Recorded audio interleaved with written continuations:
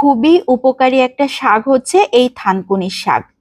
থানকুনির শাকগুলোকে যেভাবেই রান্না করা হোক না কেন খেতে ভালো লাগে। অনেকে একটু তিতার ভয়ে খেতে চান না, তবে এইভাবে যদি ভর্তা করা হয় তাহলে অনেক বেশি মজার হয়। যেমন উপকারী তেমনি কিন্তু স্বাস্থ্যসম্মত। প্রথমে আমি থানকুনি পাতাগুলোকে বেছে ধুয়ে একটা সাইডে রেখে দিয়েছি। চুলাতে একটা প্যান বসিয়ে সরিষার তেল দিয়ে দিয়েছি, কয়েকটা শুকনো মরিচ দিয়ে কিছুক্ষণ ভেজে নিয়ে আধা চা চামচ করে গোটা জিরা আর কালো জিরা দিয়ে দিয়েছি আধা চা চামচ। এখন 3 টেবিল চামচের মতো রসুন কুচি দিয়েছি, পেঁয়াজ কুচিও দিয়েছি 3 টেবিল চামচ। 4-5টার মতো কাঁচামরিচ দিয়ে দিয়েছি। এখানে রসুন পেঁয়াজটা একটু বেশি করেই ব্যবহার করতে হবে। আমি দেশি রসুনটা কুচো করে তারপর দিয়েছি। লবণ হলুদ দিয়ে দিলাম 1/4 চা চামচ করে। খুব ভালো করে নেড়ে চেড়ে নিচ্ছি। এগুলো একটু ভাজা ভাজা করে নিতে হবে। আমি ঢাকনা দিয়ে ঢেকে 4-5 মিনিট রান্না করে নিচ্ছি। এরই মধ্যে খুব সুন্দরভাবে সিদ্ধ হয়ে গিয়েছে, একদম নরম হয়ে এসেছে। এখন অনবরত বেশ কিছুক্ষণ ধরে নেড়ে চেড়ে নিচ্ছি। এখন এখানে দিয়ে দিচ্ছি সেই ধুয়ে রাখা থানকুনির শাকগুলোকে।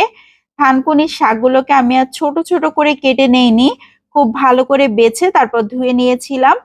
শাকগুলোকে দেবার পর কিছুক্ষণ নাড়াচাড়া করে ঢাকনা দিয়ে ঢেকে আবারও 3-4 মিনিট রান্না করে নেব। কোনো ধরনের পানি ব্যবহার করিনি, শাক থেকে অনেকটাই পানি বের হয়েছিল।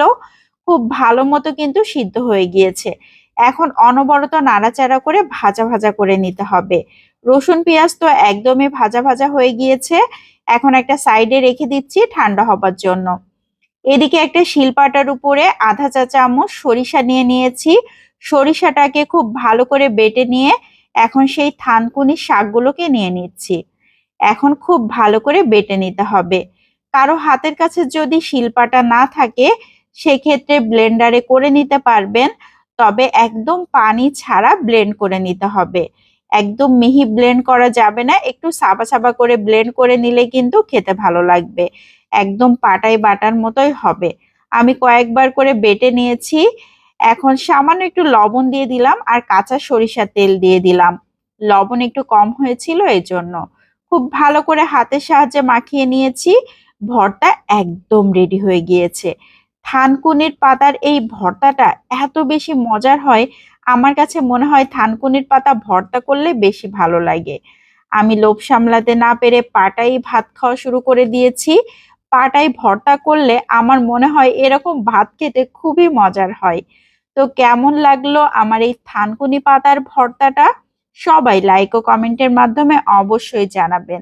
ভালো লাগলে বেশি বেশি করে শেয়ার করে দিতে পারেন, অনেকেই দেখার সুযোগ পাবে।